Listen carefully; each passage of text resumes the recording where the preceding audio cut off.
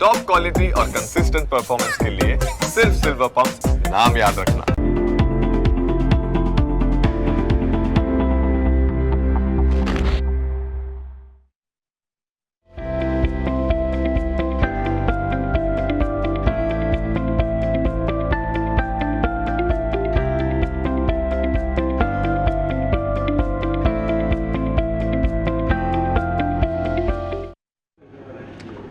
સ્વાગત આપ સૌનું ફરી એકવાર સ્વાગત કરીએ ક્લોઝિંગ કેપિટલમાં. હું યશ આપના સાથે ન્યૂઝ કેપિટલ ગુજરાત અને ન્યૂઝ કેપિટલ માર્કેટના તમામ દર્શક મિત્રોનું સ્વાગત કરીએ છીએ. હવે આપણે સમજીશું કે ભારતીય માર્કેટ્સ આજે જ્યારે સેન્સેક્સની મંથલી અને યર ટુ ડેટ એક્સપાયરીનો દિવસ છે તેમ છતાં પણ આજે જ્યારે ઠંડા માહોલમાં છે, વેકેશન મૂડમાં છે, તો શું પરિસ્થિતિ બની શકે તેની વાત કરીએ. ક્વિકલી માર્કેટ ચેક પર નજર કરીએ. નવા લો ફરી એકવાર બનાવી દીધા છે 26,123ના નિફ્ટીએ. સાથે સાથે સેન્સેક્સ પર નજર કરો તો ત્યાં પણ 85,363 રિલેટિવલી નાનકડી રેન્જમાં માર્કેટ્સ આજે રહેતા જોવા મળેલા છે. બેંક નિફ્ટીએ પણ હમણાં લો બનાવ્યા 59,158ના. આજે સારી મોમેન્ટમ આવ્યા બાદ પ્રોફિટ બુકિંગ આવ્યું છે. 301 પોઈન્ટની રેન્જ બની ગઈ બેંક નિફ્ટીમાં ફાઇનલી. આજે મિડ કેપની અંદર વેચવાલી છે, પણ સ્મોલ કેપ આજે ખરીદદારીના મૂડમાં જોવા મળી રહ્યા છે. મિડ કેપમાં 0.40% આસપાસની વેચવાલી અત્યારે ફિલહાલ છે. આ પણ ડેઝ લો હમણાં જ નવા બનાવ્યા છે આપણે. અને સ્મોલ કેપ તમે જુઓ તો ડેઝ લોથી ઘણા ઉપર છીએ, પણ ડેફિનેટલી ડેઝ આઈથી નીચે આવ્યા, પણ તેમ છતાં સૌથી વધુ ખરીદદારી કદાચ જોવા મળી રહી છે તો તે માત્ર ને માત્ર સ્મોલ કેપ સ્ટોક્સની અંદર છે. આજે અગેન ફરી એકવાર ધ્યાન ખેંચાઈ રહ્યું છે તે છે વોલ્ટિલિટી ઇન્ડેક્સ. તમારો પ્રીવિયસ ક્લોઝ હતો 9.38નો, જે રેકોર્ડ લો ક્લોઝ છે. મતલબ 9.38થી 1 પોઈન્ટ પણ નીચે તમે જો ક્લોઝ આપો છો વોલ્ટિલિટીની અંદર, તેનો મતલબ સાફ છે કે તમે રેકોર્ડ લો ક્લોઝ વોલ્ટિલિટી ઇન્ડેક્સની અંદર આપશો. અને આ ચર્ચા આપણે છેલ્લા 6 મહિનાથી ભરણસર કરી રહ્યા છીએ. વોલ્ટિલિટી ઇન્ડેક્સ પર સતત આપણે રિવ્યૂ લીધેલું છે. હવે સોશિયલ મીડિયામાં અને બધી જગ્યાએ હમણાં થોડી વધારે ચર્ચા ઇનડેપ્થ થઈ, નહીં તો આપણે રેગ્યુલરલી ચર્ચા કરતા આવ્યા છીએ વિક્સ પર. અને રેકોર્ડ લો 8.88ના રેકોર્ડ લો અહીંયા આપણને બનતા જોવા મળી રહ્યા છે. બાય ધ વે ફરી એકવાર હું ઇન્ટ્રોડ્યુસ પણ કરી દઉં. જેફ ફિન્સર્વના વરુણ પટેલ આપણી સાથે જોડાઈ રહ્યા છે. વરુણ સર, સમજીએ વોલ્ટિલિટી ઇન્ડેક્સના ગણિતને.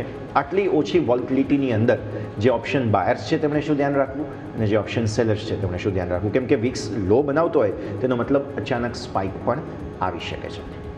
સો યશભાઈ, સૌથી પહેલાં તો તમને કોંગ્રેચ્યુલેટ કહીશ કે તમે આ મુદ્દાને સારી રીતે ઉપાડ્યો છે.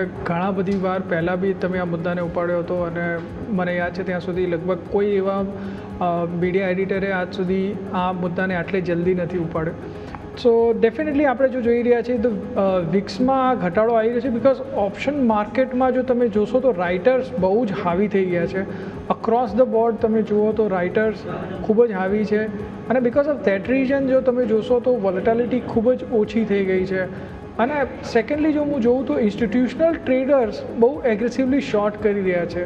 એમને એવું લાગે છે કે માર્કેટ એમની પકડમાં જ છે અને કોઈ હોરેઝન ઉપર કોઈ મોટો એવો ઇવેન્ટ નથી કે જેના કારણે ઓપ્શન શૂટઅપ થશે. બટ જેમ તમે કહ્યું એમ કે જ્યારે પણ વોલેટિલિટી ઇન્ડેક્સે લો પાડ્યા છે એના નજીકના ભવિષ્યમાં જરૂરથી એક મોટા સ્પાઇક આવ્યા છે.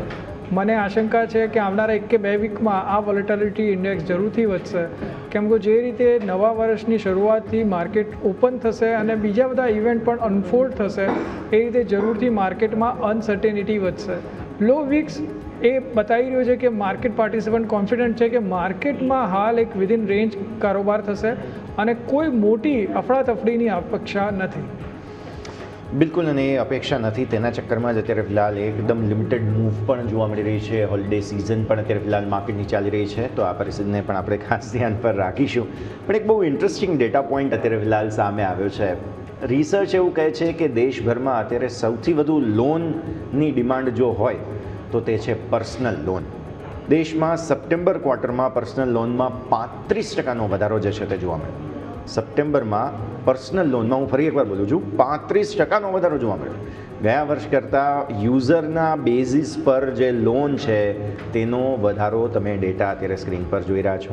5 લાખ રૂપિયાથી વધુ રકમનો હિસ્સો ધરાવતી લોનમાં 60%નો વધારો છે. 1 લાખ રૂપિયાથી ઓછી રકમનો હિસ્સો 1% ઘટ્યો છે. અને લોનની ન્યૂનતમ ટિકિટ સાઇઝ પહેલાં 60,000 રૂપિયા હતી પર્સનલ લોનની, જે વધીને 69,000 રૂપિયા થઈ ગઈ છે.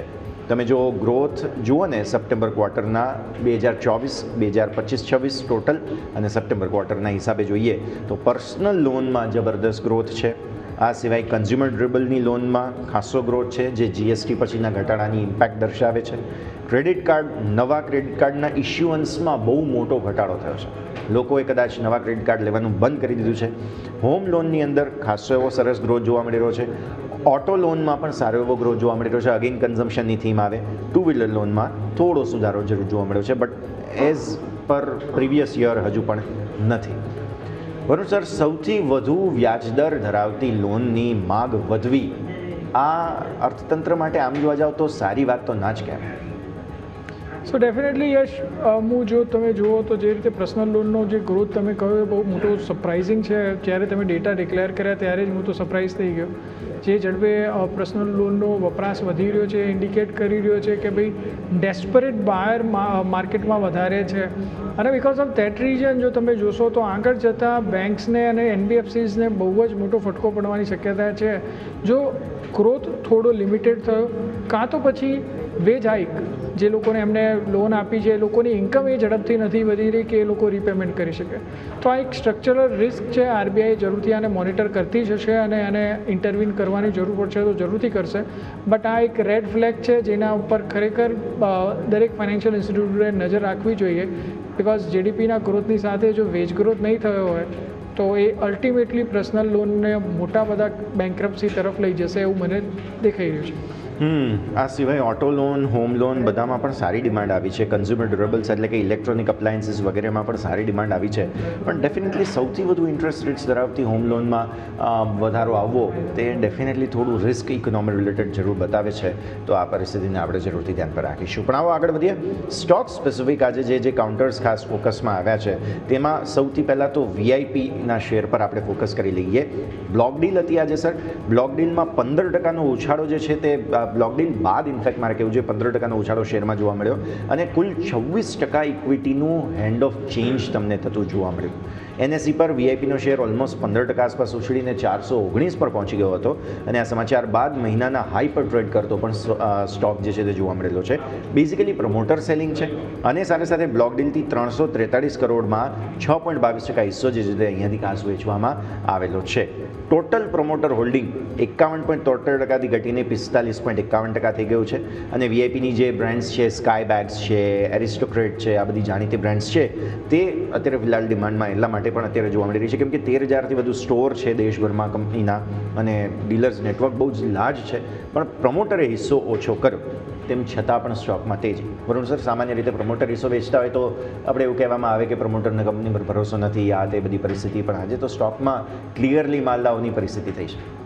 સો એની પાછળનું કારણ છે યશભાઈ, જો તમે જોશો તો VIPમાં જે પ્રમોટર છે એન્ટિટી, એ લોકોને આ ધંધો રન કરવામાં રસ નહોતો અને ઓલ્ડ પ્રમોટર ઘણા ઓલ્ડ થઈ ગયા હતા, ઓલ્ડ એજ ઉપર પહોંચી ગયા હતા. તો એમને મેનેજમેન્ટમાં બાળકોને રસ નહોતો, એના કારણે એમને PE ફંડ્સને સોલ્ડ આઉટ કરવાનું વિચાર્યું. આ સ્ટ્રક્ચર મેનર ઉપર, સ્ટેગર મેનર ઉપર આ ટ્રાન્ઝેક્શન થઈ રહ્યા છે. અલ્ટિમેટલી એક સારું PE ફંડ જ્યારે એને હેન્ડઓવર કરશે અને મને એવું લાગે છે કે જે રીતે પ્રોફેશનલ મેનેજમેન્ટ એડ થશે તો VIPની જે બ્રાન્ડ છે એ બ્રાન્ડના પ્રમાણે એને અહીંયાથી સારો એવો ગ્રોથ આવવાની અપેક્ષા રાખી શકાય. તો આ ઇન ધ લાઇન ન્યૂઝ છે અને આ જે રીતે ચાર્ટ ઉપર જો હું સ્ટ્રક્ચર જોઉં તો મને ડેફિનેટલી આજનો જે વધારો છે એ ખૂબ જ સારો લાગી રહ્યો છે. બિકોઝ જો તમે જોશો તો છેલ્લા 1-1.5 મહિનાની જે મંદી છે એને પૂરેપૂરી આજે કવર કરી દીધી છે. હવે અહીંયાથી જોવાનું રહ્યું કે આ મૂવ કેટલો સસ્ટેનેબલ થાય છે. સો હું તમારા વ્યુઅર્સને કહીશ કે હાલ તમે બાય ના કરો, આ સ્ટોકમાં વેટ એન્ડ વોચ થાઓ. 450 ઉપર ક્લોઝ આપે પછી જ તમે એમાં બાય કરજો. 420નો SL એ વખતે રાખજો. ઉપરમાં 550-600 સુધીના લેવલ આવી શકે છે આવનારા 2 થી 4 મહિનાની અંદર. ઓકે, તો વ્યૂ આ પ્રમાણે VIP આવનારા સમય માટે બહુ જ ઇન્ટરેસ્ટિંગ એક્શન આ સ્ટોકમાં બની શકે તેમ છે, નજર રાખવાની રહેશે. આવો આગળ વધીએ. અન્ય સ્ટોક્સ બેઝિકલી જ્યાં બહુ જ સરસ એક્શન બનતું જોવા મળેલું છે. આપણે કાઉન્ટલેસ ટાઈમ્સ આ સ્ટોક ડિસ્કસ કરેલો છે. નામ છે ટ્રેન્ટ. આજે નિફ્ટીના ટોપ ગેનર તરીકે સામે આવ્યો. Year to day top loser તરીકે છે એટલે સ્વાભાવિક છે, એટલે થોડું એડજસ્ટમેન્ટ્સ વગેરે થતા જોવા મળે અને એના જ ભાગ સ્વરૂપે તેજી આવી છે. પણ સ્ટ્રક્ચરલી જે ડેમેજ થઈ ચૂક્યું છે શું તેમાંથી કોઈ રિકવરી આવી ગઈ છે કે કેમ, તે સવાલ જરૂરથી સમજવો રહ્યો. સો આઈ ડોન્ટ થિંક યશભાઈ કે આમાં કોઈ સ્ટ્રક્ચરલ ચેન્જ થયો હોય. બિકોઝ એઝ ઓફ નાવ જો તમે ડેલી ટાઈમ ફ્રેમમાં બી જુઓ તો હાર્ડલી એને EMA 20 ઉપર અત્યારે બ્રેકઆઉટ આપ્યું છે. મીન્સ એના ઉપર ટ્રેડ કરી રહ્યો છે છેલ્લા 2-3 દિવસથી. બટ અલ્ટિમેટ ટેસ્ટ મારા હિસાબથી એનો થશે 4,800 થી 5,000ની રેન્જમાં. જો આ રેન્જ કુદાડે તો જ આપણે સમજીશું કે એનું સ્ટ્રક્ચર સ્ટોરીમાં કોઈ ચેન્જ થયું છે. અધરવાઇઝ હું નથી માનતો કે આ સ્ટોરીમાં કોઈ ચેન્જ થાય. હા, સ્ટોક અહીંયાથી કદાચ વધારે ઘટશે નહીં, બટ એ કન્સોલિડેશન રેન્જમાં રહેશે એવું હાલ પૂરતું લાગી રહ્યું છે. અલ્ટિમેટ ટેસ્ટ જેમ મેં કહ્યું એમ 4800થી 5000નું લેવલ ક્રોસ થયા પછી જ આપણે સમજીશું કે આ સ્ટોક સુપર બુલમાં એન્ટર થયો છે. સો એટલીસ્ટ એક લેવલ છે જે લેવલને જરૂરથી આપણે ધ્યાન પર રાખીએ અને ત્યારબાદ વધારે ક્લેરિટી આપણને આવતી જોવા મળશે. પણ આગળ વધીએ. વારે વારે ડેઝ લોને બ્રેક કરવાની કોશિશ બેઝિકલી નિફ્ટી અત્યારે કરી રહ્યો છે. એક હતી ગઈકાલની નિફ્ટીની એક્સપાયરી કે જેમાં તમે જુઓ વારંવાર દિવસના ઉચ્ચતમ સ્તરોને નજીક રહેવાની કોશિશ કરવામાં આવી. છેલ્લે થોડું પ્રોફિટ બુકિંગ આવ્યું. આજે પણ તમે જુઓ તો અત્યારે દિવસની શરૂઆતથી લઈને છેક સુધી તમને તેજી બતાવવાની કોશિશ કરી માર્કેટ અને ત્યારબાદ તમને અત્યારે ફિલહાલ ન્યૂનતમ સ્તરો બનાવવાની કોશિશ માર્કેટ્સ કરતા હોય તેવું દેખાઈ આવી રહ્યું છે. સેક્ટર તમે આજે ઓબ્વિયસલી તમે તો નિફ્ટી મીડિયામાંથી જ એક સ્ટોક પસંદ કર્યો છે અને આમ પણ અંડર પરફોર્મન્સ સતત રહેલું જ છે. પણ નિફ્ટી મીડિયામાંથી એક મારે ડિસ્કસ કરવો છે તે છે પીવીઆર. હવે રીઝન બે છે. એક તો અહીંયાથી વારંવાર નવી સુપરહિટ મૂવીઝ અલગ અલગ આવવા લાગી છે, જેમ કે ધુરંધરે હમણાં સારું પરફોર્મ કર્યું, અત્યારે અવતાર ચાલી રહી છે, આ સિવાય અલગ અલગ બીજી ઘણી મૂવીઝ છે કે જે પણ ચાલી રહ્યા છે. પરંતુ સાથે સાથે બીજો મુદ્દો એ પણ સમજવા જેવો છે કે પીવીઆરે એક જે સર્વાઈવ કરવાનું હતું સ્ટ્રીમર્સની સામે, જે કહેવાય કે ઓનલાઈન નેટ પર આપણે સ્ટ્રીમિંગ વગેરે ચાલે છે તેની સામે કદાચ તેણે સર્વાઈવલ કરી લીધું છે. એટલે હવે અહીંયા સ્ટ્રક્ચરલ તેજીનો ચાન્સ બની રહ્યો છે પીવીઆરમાં. તમે કઈ રીતે ઓબ્ઝર્વ કરો છો સર? કેમ કે નિફ્ટી મીડિયાનો સ્ટોક છે એટલે આપણે એને સાથે વણી લઈએ. સો ડેફિનેટલી યશભાઈ, જે રીતે ધુરંધરને જે સક્સેસ મળી છે, ધુઆધાર સક્સેસ મળી છે, એ રીતે જોતાં ડેફિનેટલી પીઆર માટે બહુ જ સારું એવું આ બૂસ્ટ છે. બિકોઝ તમે જુઓ તો સારા એવા કલેક્શન પીવીઆરની ચેનલ પરથી જ આવ્યા હતા. સેકન્ડલી તો તમે જુઓ અવતારનું છે રિલીઝ, એના બાદ જો તમે જુઓ જાન્યુઆરીમાં કિંગ છે. સો મલ્ટિપલ ઇનલાઇન મૂવીઝ છે કે જેમાં એન્ટિસિપેશન છે કે સારો બિઝનેસ થશે. તો આ રીતે જોતાં તો ડેફિનેટલી લાગી રહ્યું છે કે પીવીઆર માટે બહુ જ સારું છે. બટ ચાર્ટ ઉપર એના રિલેટેડ જો તમે જોશો તો કોઈ મોટા મૂવ નથી દેખાઈ રહ્યા. એઝ ઓફ નાવ ચાર્ટમાં કોઈ મોટું સ્ટ્રક્ચરલ ચેન્જ થતું દેખાઈ નથી રહ્યું. અને ધુઆધારની સારી તેજી બાદ બી જો હું આજે જોઉં છું તો સ્ટોક ઉપરના લેવલ ઉપર સસ્ટેન નથી થયો. ખાસ કરીને 1150નું લેવલ એને સસ્ટેન નથી કર્યું. તો આને વોચલિસ્ટમાં જરૂરથી રાખો આ સ્ટોકને. અને પણ 1150 ઉપર ક્લોઝ આપે પછી જ બાય કરજો. નીચેમાં આજનો જે લો છે 1000 આજુબાજુના લોનો સ્ટોપ લોસ રાખજો. ઉપરમાં 1250 1450 સુધીના લેવલ આવી શકે છે જો આગળની ફિલ્મ્સ પણ વધારે સારું પરફોર્મ કરે તો. ઓકે, સો આગળનું પરફોર્મન્સ કઈ રીતે જોવા મળે? જો આપણને આ લેવલ્સ 1100ના બેઝિકલી ક્રોસ થાય, તેને ઉપર બંધ મળે સફળતાપૂર્વક, તો પછી તમે આગળ તેજી તરફ વિચારણા કરી શકો છો. આગળ વધીએ. વધુ એક ઇન્ટરેસ્ટિંગ ડેટા અત્યારે ફિલહાલ સામે આવી રહ્યો છે, તે છે પબ્લિક સેક્ટર એન્ટરપ્રાઇઝીસનો જે સેક્ટોરિયલ ઇન્ડેક્સ છે તેને અમે રિવ્યૂ કર્યું અને તેમાં જાણવા મળ્યું છે કે આ વર્ષ દરમિયાન યર ટુ ડેટ 0.7% એટલે કે ઓલમોસ્ટ 0.5% નેગેટિવ રિટર્ન્સ બનતા જોવા મળેલા છે. તમે યર ટુ ડેટ તમે પરફોર્મન્સ જુઓ, અમે કેલેન્ડર યરના હિસાબે 2021થી 2025 સુધીનું કાઉન્ટિંગ કર્યું છે. 2021માં 37%ના બહુ જ સરસ રિટર્ન્સ બતાવ્યા પબ્લિક સેક્ટર એન્ટરપ્રાઇઝ ઇન્ડેક્સે. પછી 2022ની અંદર 14%ના સારા રિટર્ન્સ બનતા જોવા મળ્યા. 2023માં તો કંઈક અલગ જ સ્ટોરી હતી, 80%ના જોરદાર રિટર્ન્સ બનતા જોવા મળ્યા અહીંયા. 2024માં પણ 21%ના રિટર્ન્સ જોવા મળ્યા. એટલે ફાઇનલી હવે તમને 2025માં 0.5%ના નેગેટિવ રિટર્ન્સ બનતા જોવા મળી રહ્યા છે. હવે આ સેક્ટરના ટોપ ગેઇનર્સ અને લૂઝર્સ પર તમે નજર કરો. હીરો કોણ છે? હીરો છે કેનરા બેંક, 48%ની જબરદસ્ત તેજી. આ સિવાય બીઈએલ 32%ની જબરદસ્ત તેજી તમને અહીંયા આવતી જોવા મળેલી છે. અને સાથે સાથે આ વર્ષનો ઝીરો જે છે તે આરઈસી રહ્યો છે. અહીંયા તમે જુઓ છો આઈઓબી, યુકો બેંક વગેરેમાં પણ તમને દબાણ જોવા મળ્યું. તો આ થઈ ગયા પીએસસીના તમને એક્શન. અચ્છા, અમે સ્ટોક વાઇઝ પણ રિસર્ચ કર્યું જેમાં 100% પ્લસના રિટર્ન્સ મળ્યા છે. તેવું ક્યારે થયું? નેગેટિવ રિટર્ન્સની પરિસ્થિતિ પ્રમાણે જો જુઓ તમે તો બધું સ્ટોક સ્પેસિફિક અહીંયા ખાસ એક્શન બનતું આપણને જોવા મળેલું છે. આરઈસીનું પર્ટિક્યુલર નેગેટિવ રિટર્ન ખરાબમાં ખરાબ ક્યારે રહ્યું છે તે તમે જુઓ. જૂન 2024ના હાઈ 654 હતા, ત્યાંથી સર 50% તૂટ્યો છે. અને 2011માં 49% તૂટ્યો હતો, 2025માં 33% તૂટ્યો છે, 2015માં 32% અને 2018માં 22%. મતલબ અત્યાર સુધીના રેકોર્ડમાં આ બીજું સૌથી ખરાબ વર્ષ આરઈસીનું રહ્યું છે. પહેલાં તો પીએસઈ નિફ્ટી પીએસઈની વાત કરી લઈએ, જ્યાં તમે જુઓ છો આંકડા તે પ્રમાણે, અને ત્યારબાદ આરઈસી. સૌથી ખરાબ પરફોર્મન્સ આરઈસીમાં જોવા મળ્યું છે. સર, સો ડેફિનેટલી નિફ્ટી પીએસસીએ જો હું તમે જોઉં તો 2024 અને 23 બંને વર્ષમાં બહુ જ સારું રિટર્ન આપ્યું હતું. બટ એઝ ઓફ નાવ આપણે જાણીએ છીએ હિસ્ટોરિકલી જ્યારે આવી એક સાયકલ આવે છે એ વખત પી બહુ એક્સપાન્ડ થઈ જતા હોય છે, બટ એના બાદ રેશનલાઇઝ થાય છે ત્યારે ખબર પડે છે કે ગવર્મેન્ટ પીએસસીની સેક્ટર્સને આટલા બધા પી જસ્ટિફાઈ નથી થતા બિકોઝ ઓફ મેનેજમેન્ટ સ્ટાઇલ, અને એના કારણે જ આપણે જોઈએ છીએ કે પછી મોટા ટાઈમ કરેક્શનના પ્રાઇસ કરેક્શન દેખવા મળે છે. એઝ ઓફ નાવ હું જોઈશ કે ટાઈમ કરેક્શન અને પ્રાઇસ કરેક્શન બંને થયા છે, અને અહીંયાથી વધારે પીએસસીને વધવાના ચાન્સીસ હજી સુધી મને નથી દેખાઈ રહ્યા બિકોઝ સેવરલ રીઝન છે. પીએસસી એક બ્રોડર ઇન્ડેક્સ છે, જબકે હું જોઉં તો મને પીએસયુ બેંક બહુ પસંદ છે, બટ પીએસસી ઇટસેલ્ફમાં બીજા બધા જે સેક્ટર છે એમાં ઓલરેડી બહુ વધારે પડતો પ્રાઇસ એક્શન આપણે જોઈ લીધો હતો, તો એના કારણે પણ મને એવું લાગે છે કે પીએસસી એઝ અ ઇન્ડેક્સ બહુ વધારે વધી ના શકે, બટ પીએસયુ બેંક જરૂરથી વધી શકે છે. તમે આરઈસીની વાત કરી તો ડેફિનેટલી આરઈસીની સ્ટોરી એ રીતે બિલ્ડ થઈ હતી કે ખૂબ જ મોટા ફાઇનાન્સિંગ કરવા પડશે રિન્યુએબલ એનર્જીમાં, અને જે રીતે આપણો ગ્રોથ હતો એ રીતે જોતાં ડેફિનેટલી એ લાગી બી રહ્યું હતું, બટ સમહાવ એ વસ્તુ એટલી સ્પીડ નથી પકડી રહી એઝ ઓફ નાવ, અને જે ફેક્ટર્સ ઓલરેડી માર્કેટે ફેક્ટરિંગ કરી દીધા હતા એના કારણે જે વેલ્યુએશન્સ મળી હતી એ ઓલરેડી વધારે હતી. એના બાદ આપણે એક હેલ્ધી કરેક્શન જોયા છે આરઈસીમાં. એઝ ઓફ નાવ જો હું ફાઇનાન્શિયલ્સ જોઉં તો આરઈસી એક બહુ જ સારો સ્ટોક છે આ પ્રાઇસ ઉપર, બટ એની જે લોન બુક છે એમાં ખાસ કરીને જે બીમારૂ સ્ટેટ્સના જે ડિસ્ટ્રીબ્યુશન કંપનીઝ છે એમાંથી કેવી રિકવરી આવે છે એના ઉપર ઘણો બધો આધાર છે. જો ત્યાંથી રિકવરી સક્સેસફુલ નથી થઈ રહી તો આ જે લોન બુક છે એમાં ખાસા એવા નોન પરફોર્મિંગ એસેટ્સ એડ થઈ શકે છે. તો એઝ ઓફ નાવ આપણે વેટ એન્ડ વોચ લિસ્ટમાં જરૂરથી રાખીશું. ટેકનિકલ ચાર્ટનું સ્ટ્રક્ચર એઝ ઓફ નાવ એટલું બધું સારું નથી. મારું એવું માનવું છે કે 380 ઉપર ક્લોઝ આપે તો ડેફિનેટલી તમે એમાં બાય પોઝિશન બનાવી શકો છો.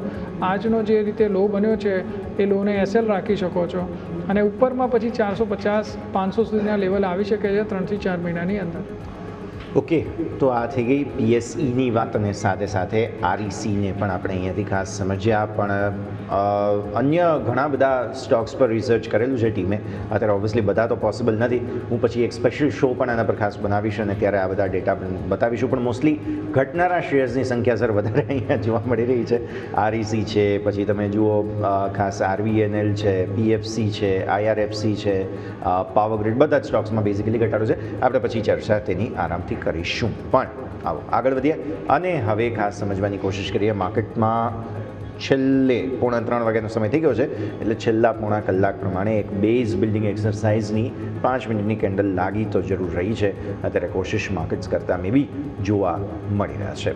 પણ સિન્સ સર તમે સ્મોલ કેપ સ્ટોક પર પોઝિટિવ છો, આજે 2-3 સ્ટોક્સ ખાસ હાઇલાઇટ થતા અહીંયાથી જોવા મળી રહ્યા છે, જેમાંથી એક GM બ્રુવરીઝ પર નજર કરો સર.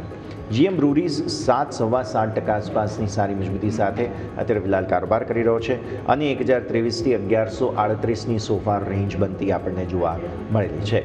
હવે GM બ્રુવરીઝની સાથે મુદ્દો એ છે કે સર આમ પણ આખા વર્ષ દરમિયાન સિલેક્ટિવ આ સેક્ટરના સ્ટોક્સ ચાલ્યા હતા, તેમાંથી આજે ફરી એકવાર ખરીદદારી આવવી 31 ડિસેમ્બર ઇફેક્ટ સર? ડેફિનેટલી આપણે જરૂરથી કહી શકીએ. બટ GM બ્રુવરી જો હું જોઉં તો સ્પિરિટ બિઝનેસમાં ખરેખર one of the best player છે, અને જે રીતે ચાર્ટનું સ્ટ્રક્ચર બન્યું હતું, જે રીતે પાસ્ટમાં આપણે ઓક્ટોબર મહિનામાં જે તેજી જોઈ હતી એ રીતે જોતાં એક થોડું હેલ્ધી કરેક્શન ડ્યુ હતું, અને કરેક્શન ઓલમોસ્ટ થઈ ગયું છે. તો હું ડેફિનેટલી માનીશ કે જો તમે શોર્ટ ટર્મના ઇન્વેસ્ટર હો તો આને ડેફિનેટલી એડ કરી શકો છો. નીચેમાં 1010નો એસએલ રહેશે, ઉપરમાં મને એવું લાગે છે ફરીથી નવા 52 વીક હાઈ લગાવી શકે છે 1300-1350ના આવનારા 3 થી 4 મહિનાની અંદર. ઓકે, 1300-1350 આવનારા સમયમાં નજર રાખવાની રહેશે. આવો આગળ વધીએ અને હવે થોડા ટોપ લૂઝર સ્મોલ કેપના જોઈ લઈએ, જેમાં મારા ધ્યાન પર સૌથી પહેલાં આવે છે સંધાર ટેક. આજે સવારે પણ ડિસ્કસ કર્યો હતો. સંધાર ટેક આજે 535ના બેઝિકલી લો બનાવ્યા છે સંધાર ટેકે, અને ડેફિનેટલી કંઈ આમ જોવા જાવ તો કંઈ ખાસ એવું રીઝન છે નહીં, બટ 5%ની વેચવાલી મે બી યરલી એડજસ્ટમેન્ટ્સ વગેરે થઈ રહ્યું હોય તો આ પરિસ્થિતિ પર આપણે નજર કરીએ. સંધાર ટેક સર કેવો લાગે તમને સ્ટોક? સો ડેફિનેટલી આટલું કરેક્શન થોડું ઇન્ટેન્સિવ લાગી રહ્યું છે, but as of now chart એટલો બધો વીક નથી. મારા હિસાબથી અહીંયા વધારે વીકનેસની એક્સપેક્ટેશન નથી. જો તમે જે રીતે જોશો તો માર્કેટની અગેન્સ્ટ જઈને આ સ્ટોકે જે મોમેન્ટમ બિલ્ડ કર્યું હતું ઓક્ટોબર મહિનાથી હજી ઇન્ટેક્ટ છે. આજનો લો પણ તમે જો તો EMA 50 એક્ઝેક્ટ EMA 50થી પાછો પડ્યો છે. તો આ બધા રીઝનના કારણે મને એવું લાગે છે સ્ટોક હજી પણ બાય મોમેન્ટમમાં જ છે. નીચેમાં 535નો SL રાખી શકાય છે. ઉપરમાં જે કી રેઝિસ્ટન્સ એરિયા છે 575 અને 80નો છે. જો એ સક્સેસફુલી ક્રોસ કરી લેશે તો ઉપરમાં નવા 52 વીક હાઈ ઉપર જઈ શકે છે, જેમાં 620-625ના લેવલ આવી શકે છે આવનારા 2 થી 3 મહિનાની અંદર. ઓકે, તો વ્યૂ આ પ્રમાણે અહીંયાથી ખાસ બનતો જોવા મળી રહ્યું છે. નજર રાખીએ. હવે આવો મિડ કેપ પર. મિડ કેપના પહેલાં ચલો ટોપ લૂઝર્સ પર નજર કરી લઈએ, જેમાં આજે પ્રોફિટ બુકિંગ માર્કેટ ઇન્ફ્રા સાથે જોડાયેલા સ્ટોક્સમાં છે સર HDFC AMC 2.5% વેચવાલી, BSE 2.5% વેચવાલી છે. ત્યારબાદ તમે જુઓ નામ ઇન્ડિયામાં થોડું પ્રોફિટ બુકિંગ છે. વચ્ચે થોડા સમાચારો આ તે બધાને લઈને સારી તેજી આવી ચૂકી હતી. મે બી તેને લઈને થોડું પ્રોફિટ બુકિંગ છે. અને સ્ટોક તમને કોઈ બાય ડિપ્સમાં સારો લાગતો હોય તો, કેમ કે HDFC AMC ને નામ ઇન્ડિયા તો બે મારા ધ્યાન પર અત્યારે જ આવ્યા પહેલાં કે જેમાં સારું એવો ઘટાડો, અને BSE પણ છે માર્કેટ ઇન્ફ્રામાં કે જેમાં પ્રોફિટ બુકિંગ આજે જોવા મળેલું છે સર. એઝ ઓફ નાવ મને યશભાઈ એવું લાગી રહ્યું છે કે માર્કેટ ઇન્ફ્રા રિલેટેડ જે સ્ટોક છે ડેફિનેટલી એક સ્વીટ સ્પોટ ઉપર છે. જે રીતે સેબીનો સપોર્ટ મળી રહ્યો છે અને જે રીતે નવા રેગ્યુલેશન આવી રહ્યા છે એ રીતે આમના બિઝનેસીસ અહીંયાથી ફર્ધર ઇમ્પ્રૂવ થવાના ચાન્સીસ છે. અને જે નેગેટિવ સેબીના કમેન્ટ્સ હતા કે જે નેગેટિવિટી અરાઉન્ડ TRને ઓછો કરવાની કે એ બધાની હતી, એ એટલી સિવિયરિટી સાથે નથી આવી જે રીતે વાત થઈ રહી હતી. તો બિકોઝ ઓફ ધેટ રીઝન મને એવું લાગી રહ્યું છે કે આ સ્ટોક્સ બહુ સ્વીટ સ્પોટ પર છે અને અહીંયાથી આપણને જરૂરથી એક સારું મોમેન્ટમ આપી શકે છે. તો આ બધા સ્ટોક્સ ઉપર મારી પોઝિટિવ રેકમેન્ડેશન રહેશે. સ્પેસિફિકલી જો તમે વાત કરી તો મને નામ ઇન્ડિયા થોડો વધારે પસંદ છે વિધિન ધેટ સેક્ટર, બિકોઝ એની જે મોમેન્ટમ હોય છે ઓલવેઝ સારી હોય છે અને વોલ્યુમ એક્ટિવિટી એમાં કમ્પેર ટુ બીજા પ્લેયર કરતાં સારી છે. તો અહીંયાથી નામ ઇન્ડિયા મને લાગે છે તમારે તમારા પોર્ટફોલિયોમાં જરૂરથી એડ કરવો જોઈએ. નીચેમાં 825 રૂપિયાનો SL રહેશે. ઉપરમાં મને લાગે છે 1000 સુધીના લેવલ્સ આવી શકે છે આવનારા 3 થી 4 મહિનાની અંદર. ઓકે, સો આગળના લેવલ્સ પછી તમે ધ્યાન પર રાખો. આ સંકેત અત્યારે ફિલહાલ બનતા જોવા મળી રહ્યા છે. આજે આમ તો સ્ટોક સ્પેસિફિક બીજા કાઉન્ટર્સ ઘણા રડાર પર આવી રહ્યા છે, જેમાંથી એક મારે કેસ્ટ્રોલ ઇન્ડિયા ડિસ્કસ કરવો છે સર. એમની જે પેરેન્ટ કંપની છે તેમણે હિસ્સો વેચ્યો છે કેસ્ટ્રોલ ઓરિજિનલ જે ઇન્ટરનેશનલ કંપની છે તેમાં, અને તેના કારણે કેસ્ટ્રોલ ઇન્ડિયામાં આજે સારી તેજી જે છે તમને આવતી જોવા મળી. ઉપલા સરોજે નો ડાઉટ પ્રોફિટ બુકિંગ આવી ગયું છે, પણ એક સમયે 8%થી વધુની તેજી વનુસર આપણને અહીંયાથી ખાસ બનતી જોવા મળેલી હતી. કઈ રીતે જુઓ છો તમે કેસ્ટ્રોલ ઇન્ડિયાને? અને તમને એક ખ્યાલ હશે કે 2025માં છે ને વચ્ચે સ્પોર્ટ મૂવ બહુ આવી છે, અચાનક જ કંઈક તેજી આવી જાય આ સ્ટોકમાં, એવું થયું છે. તો એ બધું એડજસ્ટમેન્ટ ચાર્ટ પર થઈ ચૂક્યું છે કે હજુ પણ એ મે બી ધીરે ધીરે જેમ આજે મૂવ આવી તેમ આવતું રહેશે અને એડજસ્ટમેન્ટ થતું રહેશે સર? સો સૌથી પહેલાં તો હું યશભાઈ એક વસ્તુ કહેવા માગીશ કે કેસ્ટ્રોલનો જે બિઝનેસ છે અત્યારે એને કેટેગરાઇઝ કરીશ સનસેટ બિઝનેસીસમાં, બિકોઝ તમે જુઓ એ બિઝનેસીસમાં એટલા મોટા ગ્રોથ નથી કે જે એકચ્યુઅલમાં માર્કેટમાં બીજા સેક્ટરમાં છે. સેકન્ડલી આ ન્યૂઝ જો તમે જુઓ છેલ્લા 1 વર્ષથી ચાલી રહી હતી કે એ લોકો એમનો બિઝનેસ સ્ટેક સેલ કરવા માગી રહ્યા છે. અલ્ટિમેટલી આજે જ્યારે એમણે ડિક્લેર કર્યું તો વેલ્યુએશન્સના ફ્રન્ટ ઉપર હું ડેફિનેટલી કહીશ કે હજી આમાં વધારે આપણે ફર્ધર સ્ટડી અને રિસર્ચ કરવું પડશે કે કયા વેલ્યુએશન ઉપર ગયું છે ઓવરઓલ બિઝનેસ અને એના કારણે ઇન્ડિયા યુનિટને કેટલું વેલ્યુએશન મળ્યું છે. બટ જે રીતે ચાર્ટનું સ્ટ્રક્ચર છે ખાસ કરીને તમે મંથલી વીકલી ટાઈમ ફ્રેમમાં જુઓ એટલું બધું એન્કરેજિંગ નથી. બટ હા, as a point of view જો હું ફંડામેન્ટલ જોઉં અને જે રીતે એ લોકોની ડિવિડન્ડ યીલ્ડ છે એ રીતે જોતાં ડેફિનેટલી તમે આને અહીંયા હોલ્ડ કરી શકો છો આ સ્ટોકને. નવા ફ્રેશ બાય કરવાનું હાલ પૂરતું હું અવોઇડ કરવાનું કહીશ. જ્યાં સુધી 220 રૂપિયા ઉપર ક્લોઝ નથી આપતો ત્યાં સુધી કોઈ સસ્ટેનેબલ બુલ રન આ સ્ટોકમાં થશે એવી શક્યતાઓ ઘણી ઓછી છે. ઓકે, તો વ્યૂ આ પ્રમાણે અહીંયાથી ખાસ મળતો જોવા મળી રહ્યું છે. આજે સારી તેજી બેઝિકલી અહીંયાથી આવતી જોવા મળી છે. આવો દર્શક મિત્રો, આ સાથે જ એક નાનકડા વિરામનો પણ અત્યારે ફિલહાલ સમય થઈ ચૂક્યો છે, તો એક બ્રેક લઈશું અને બ્રેક બાદ અમારી આ રજૂઆતમાં આગળ આ ક્લોઝિંગ કેપિટલના માર્કેટના કારોબારને જે છે તે ખાસ સમેટવાની કોશિશ કરીએ નાનકડા બ્રેક બાદ.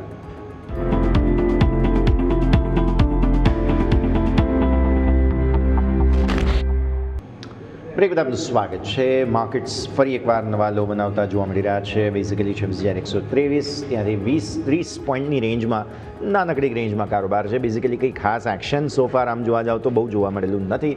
પણ આવો હવે સ્વાગત કરીએ આપણી સાથે માર્કેટ એક્સપર્ટ જગદીશ ઠક્કર પણ જોડાઈ રહ્યા છે. સર સ્વાગત. અને સૌથી પહેલાં તો ગુડ આફ્ટરનૂન.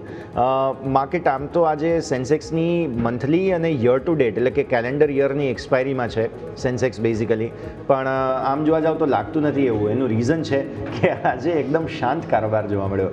જગદીશ સર, કઈ રીતે જુઓ છો માર્કેટને, અને જે પ્રકારે એકદમ હોલિડે મૂડમાં માર્કેટ્સ છે અત્યારે ફિલહાલ, શું હજુ આવતું સપ્તાહ પણ આપણે આવા પ્રકારે જ કારોબાર જોવાના છીએ? ગુડ આફ્ટરનૂન યશ. જે રીતે છેલ્લા 2 દિવસથી વિદેશી રોકાણકારોના જે ખરીદારીના આંકડા આપણે જોઈએ છીએ, તમે ઇન્ડેક્સ ફ્યુચર્સ, સ્ટોક ફ્યુચર્સનો સરવાળો કરો તો ડેફિનેટલી દે અપીયર ટુ બી ક્વાઇટ પોઝિટિવ. કેશ માર્કેટમાં બી વેચાણના તમે આંકડાઓ જુઓ તો એટલા બધા કંઈ ખાસ આપણને ખરાબ દેખાતા નથી. એટલે પહેલાં જે એ લોકો 5-6 હજાર કરોડનું કેશ માર્કેટમાં જે લોકો વેચાણ કરતા હતા એમાં તો ખાસો એવો એક બ્રેક આવી ગયો છે. અને તમે નંબર ઓફ કોન્ટ્રાક્ટ્સના જો શોર્ટ જુઓ તો એ લગભગ 1,85,000 કોન્ટ્રાક્ટથી ઘટીને લગભગ 1,50,000ની આસપાસ આવી ગયા છે. એટલે આમ તો વિદેશી રોકાણકારોની જે વેચવાલીનો જે જોશ હતો એ થોડો ઘણો ઘટી ગયો છે. તમે કહ્યું તે પ્રમાણે બીએસસીની આજે મંથલી વીકલી જે કોઈ એક્સપાયરી છે એટલે એના પર ડેફિનેટલી આ એક રિએક્શન બજારનું આપણને આજે જોવા મળે છે. સાથે સાથે વિદેશ સંસ્થાકીય રોકાણો આપણા જે ભારતના જે છે એ લોકોના તો લગભગ 84મી દિવસે પણ લગભગ ખરીદી બિલકુલ યથાવત જ છે. એટલે એમાં કોઈ એવો ફેરફાર પણ નથી થયો. એટલે મારી દ્રષ્ટિએ જે આજનો તમે કહ્યું એ પ્રમાણે રેન્જમાં કારોબારનું કારણ માત્ર ને માત્ર બીએસસીની આજે મંથલી અને વીકલી બંને એક્સપાયરી સાથે છે. અને એ જ આ મુખ્ય કારણ મારી દ્રષ્ટિએ રહી શક્યું હોય. આ બધાની વચ્ચે મારું તો માનવું છે કે બજાર આવતીકાલે રજા છે અને અમેરિકાના શેર બજારો આજે લગભગ અડધો દિવસ જ કામ કરવાના છે. આવતીકાલે પૂરેપૂરી રજા છે અને શુક્રવારે પણ લગભગ they are going to work only half day. એટલે આમ ગણો તો it's a very weak long weekend so far as US market is concern. એ ત્યાંથી પણ આપણે ખાસ વિશેષ કોઈ ક્લુ મળવાના નથી. અમેરિકાના શેર બજારો ગઈકાલે ચોથા દિવસે પણ બિલકુલ યથાવત ઉપરની તેજીમાં જ રહ્યા. જીડીપીના આંકડા ધારણા કરતાં ઘણા વધારે સારા આવ્યા. અને જે હવે નવા ગવર્નર મે મહિનામાં ટ્રમ્પ સાહેબ વિમાના છે એ તો હવે બિલકુલ રેટ કટની બિલકુલ એની ફેવરમાં જ છે. એટલે એમાં કંઈ ખાસ વિશેષ કંઈ ફેર નથી પડવાનો. હા, અલબત્ત ત્યાં જે કન્ઝ્યુમર પ્રાઇસ એક્સપેન્ડિચરના જે આંકડાઓ આવ્યા એ definitely on the higher side છે. એટલે ચોક્કસ એવું કહી શકાય કે લોકો એટલા બધા ખુશ નથી ત્યાંથી. ત્યાં જે જાતની વસ્તુની વધુના ભાવ વધ્યા છે. ઇનસેટ હવે આ એક તમે કહું દિશા બિલકુલ લેકલસ્ટર ડલ માર્કેટ છે. લોકો કહે છે કે વિદેશી રોકાણકારો પોતાના ઘરે જવાના મૂડમાં છે. હવે એ જૂના દિવસો હું બહુ માનતો એટલા માટે નથી, કારણ કે આપણે જાણીએ છીએ કે ઓલ સેડ એન્ડ ડન અત્યારે આ એક ઓટોમેશનને કારણે વસ્તુ એટલી બધી બદલાઈ ગઈ છે કે પહેલાં એ લોકોએ ફિઝિકલ પ્રેઝન્સની જરૂર પડતી હતી. હવે દુનિયાના કોઈ પણ ખૂણામાં બેસીને એ લોકો પોતે પોતાનું કામ કરી શકતા હોય છે. એટલે એ લોકો હોલિડે પર કે પોતાના ગામ જવાના છે પાછા. એટલે આ જાતની અત્યારે સુસ્તી છે. આઈ થિંક એ કારણ મને બહુ ગળે નથી ઉતરતું. એ તો મુદ્દો છે જ સર. અને એ ફંડ મેનેજર્સ બધા ગ્લોબલ અત્યારે રજાના મૂડમાં હોય તેની પણ થોડી અસર જે છે તે જરૂર જોવા મળે છે. પણ હવે ઓલ સાઇડ એન્ડ ડન 2025 તો પૂરું થયું, 2026માં જઈ રહ્યા છે સર. તો કયા સ્ટોક પર હવે નજર રાખીશું 2026 માટે થઈને? અત્યારે તો મને એવું લાગે છે કે આઈટી શેરની બોલબાલા હશે. મેં પહેલા પણ કહ્યું છે આપના 2 કે 3 શોની અંદર, અને હજી પણ મારો મત તો લગભગ એ તરફ જ છે. એક આર્ટિફિશિયલ ઇન્ટેલિજન્સનો એક આપણે બહુ મોટો હાવ હતો. માઇક્રોના રિઝલ્ટ આવ્યા પછી થોડો ઘણો હાવ થોડો ઓછો થયો છે. અને એવું એક સ્ટોક સ્પેસિફિક, કંપની સ્પેસિફિક જ એ હોઈ શકે.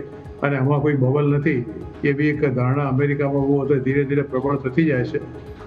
સાથે બીજા પણ એક જે H-1B વિઝાનો એક મામલો હતો, એમાં જે $1 લાખ ફીની જે વાત કરી છે કે જે નવા એપ્લિકન્ટ્સ આવશે એના પછી એની ત્યાંની ફેડરલ કોર્ટે પણ મંજૂરીની મોહર મારી દીધી છે. એટલે એમાં પણ ટ્રમ્પ સાહેબની જીત થઈ છે. હવે આ જાતની બીજો જે એક ફેડરલ કોર્ટમાં અત્યારે કિસ્સો પેન્ડિંગ છે અમેરિકામાં, એ executive powers of the president of USA, કે એને આ જાતનો વિધાઉટ કન્સલ્ટિંગ ધી કોંગ્રેસ પોતાની સંસદને એ આ જાતની ટારિફ આર્બિટ્રરી નાખી શકે કેમ? કારણ કે જે કંઈ પાવર આપ્યા છે ત્યાં અમેરિકાના કોન્સ્ટિટ્યુશનમાં એ they are all emergency powers. અર્થાત કે જ્યારે સંસદને બોલાવી શક્ય ન હોય અને ખૂબ સમય ઓછો હોય અને એમાં કમ્પલસરી કોઈ પ્રમુખે નિર્ણય લેવો પડે તો એને એ જાતના પાવર, એને જે લોકો executive powers of the president કહે છે, ત્યાં મોટાભાગના માનવું છે કે આ જે ટારિફનો એમણે જે નિર્ણય લીધો છે એ એમના એક્ઝિક્યુટિવ પાવરની ડેફિનેશનમાં આવતો નથી. અત્યારે ફેડરલ કોર્ટમાં મામલો અત્યારે પેન્ડિંગ છે. જો કદાચ એમાં ટ્રમ્પ સાહેબની વિરુદ્ધમાં કોઈ ડિસિઝન આવે તો મને એવું લાગે છે કે બહુ મોટી ઉથલ પાથલ તમને અમેરિકાના શેર બજારમાં જોવા મળશે. એટલે that is one part of the story. એટલે we have to wait and watch. H1B વિઝામાં તો કદાચ ફેડરલ કોર્ટે મથું મારી દીધું કે તમે $1 લાખ ફી જે નવા H1 વિઝા પર જે એપ્લિકેશન કરવા માંગો છો એના પર તમે રિકવર કરી શકો છો. ફોર્ચ્યુનેટલી જે એક્ઝિસ્ટિંગ છે અને રિન્યુઅલ પર એમને આ જાતનો કાયદો નથી લગાડ્યો એટલું એક સારું છે. પણ સાથે સાથે કન્ડિશન પણ મૂકી છે કે વ્યક્તિની યોગ્યતા, એનું ભણતર અને કયો પગાર એને મળે છે એ બહુ અગત્યનું છે. ઇન્સર્ટ કે જે લો સેલેરીના H1B વિઝા મોટાભાગની કંપનીઓ ત્યાંથી લોકોને હાયર કરતા હતા કે જેને $70,000-80,000 વર્ષે મળતા હતા, એવા H1B વિઝા મને લાગે છે બહુ હવે ઓછા થઈ જશે. અને એનીવે આપણે ત્યાં તો કંઈ સ્કિલની બહુ એ નથી. અને બીજું અગત્યનું કારણ એ છે કે હવે આ third quarter is almost going to go over. 15 કે 16મી જાન્યુઆરીથી રિઝલ્ટનો સિલસિલો ફરીવાર ચાલુ થઈ જશે અને લગભગ 15-20 દિવસ પછી આ બજેટની તૈયારીઓ થશે. એટલે કે 1 ફેબ્રુઆરી આપણે બજેટની રાહ જોશે. એટલે second half of January 2026 will be આ બજેટ ફીવર. એટલે બજાર એની અંદર પણ થોડું અવગમાં રહેશે કે બજેટમાં શું આવવાનું છે. એટલે શરૂઆતના 15 દિવસ એ રિઝલ્ટની રાહ જોશે, બાકીના 15 દિવસ એ બજેટની રાહ જોશે. એટલે મને લાગે છે કે જાન્યુઆરી મહિનો પણ આ જાતનો બિલકુલ અનિશ્ચિતતા ભર્યો જ રહેવાનો છે. ક્લિયરલી. સો એક્શન ભરપૂર અત્યારે ફિલહાલ જે રહેતું જોવા મળી રહ્યું છે તેમાં સ્ટોક્સ અને સેક્ટર સ્પેસિફિક સરે જેમ વાત કરી નજર રાખીશું. એક Varun sir, recently listed stock છે, સપ્ટેમ્બરમાં લિસ્ટ થયો છે, નામ છે શ્રીજી શિપિંગ. શ્રીજી શિપિંગ 352 પર છે અત્યારે ફિલહાલ. 10%ની અપર સર્કિટ આજે સ્ટોકમાં લાગી હતી. લગભગ શેરનો ભાવ સર 250 આસપાસથી તેજી બતાવવાની શરૂઆત કરી છે અને ₹100 ફરી ચૂક્યો છે અત્યાર સુધીમાં. ઓબ્વિયસલી જેટલી પણ લિસ્ટેડ હિસ્ટ્રી છે વરુણ સર, ચાર્ટ્સ તમને કેવા લાગે શ્રીજી શિપિંગ? સો યશભાઈ, આજે અમે રિસેન્ટલી આના ઉપર રેકમેન્ડેશન આપી છે, તો હું ફર્ધર આના પર તો તમને કંઈ કમેન્ટ નહીં કરી શકું. સો દેટ્સ વાય હું કહીશ કે કદાચ તમે જગદીશ સરને પૂછી લો તો વધારે બેટર છે. ડેફિનેટલી. જગદીશ સર, ટ્રાય કરો છો તમે? રિસેન્ટલી લિસ્ટેડ છે શ્રીજી શિપિંગ. શ્રીજી શિપિંગ જે એ એક આમ તમે જુઓ આ શ્રીજી શિપિંગ છે એ સર તમે જુઓ તો yes it's a very strong fundamentals. High ROE, ROC around 38 to 41%. Good FY25 profit after tax was almost 141 crore. Revenue was 610 crore. અને રોબસ્ટ એસેટ ગ્રોથ છે, પણ trades at a very high valuation. અત્યારે તમે જુઓ તો એ લગભગ 36-39 PE ratio અને price to book value is about 7 times. Is about the sector average. અત્યારે શિપિંગની એવરેજ ત્યાંથી ઘણો છે, વિથ 0 ડિવિડન્ડ yield છે અને એક ઇન્ડિકેટ કે ગ્રોથ એક્સપેક્ટેશન આ કંપનીમાં હશે. અને પ્રમોટર્સનું જે હોલ્ડ છે એ સિગ્નિફિકન્ટ સ્ટેક છે, almost 90% they are holding this promoters in this thing. અને આમ તમે જુઓ તો આ પર્ટિક્યુલર જે કંપની છે એના જે કી પોઈન્ટ છે જે ખાસ કરીને ડ્રાય બલ્ક લોજિસ્ટિક્સ છે, focus on non major ports છે અને યુઝિંગ ધી IPO ફંડ્સ જે આવ્યા ત્યારે for expansion and the debt reduction છે. તમે એના 2000 છેલ્લા જે એઝ ઓફ ડેટ 25ના તમે રિઝલ્ટ તમે જુઓ રેવન્યુના, તો તમે જોશો કે એ profit after tax was about 141 crore out of the revenue of 610 crores. એટલે you can imagine virtually almost 25-30% જેટલા રેવન્યુનો એમાં પ્રોફિટ હતો. અને રિટર્ન ઓન ઇક્વિટી તમે જુઓ છે તો about 38 to 41%. Good track record. Return on capital employed તમે જુઓ તો 33 to 46%. અને EPS એટલે અર્નિંગ પર શેર તમે જુઓ તો લગભગ 8.84 to 9.83. અને market cap is about 5,200 to 5,600 crores. Valuation અને ટ્રેડિંગ તમે કહો તો is very high. Price to book ratio is very high. Dividend is 0. Business ઓપરેશનની મેં આપણે વાત કરી.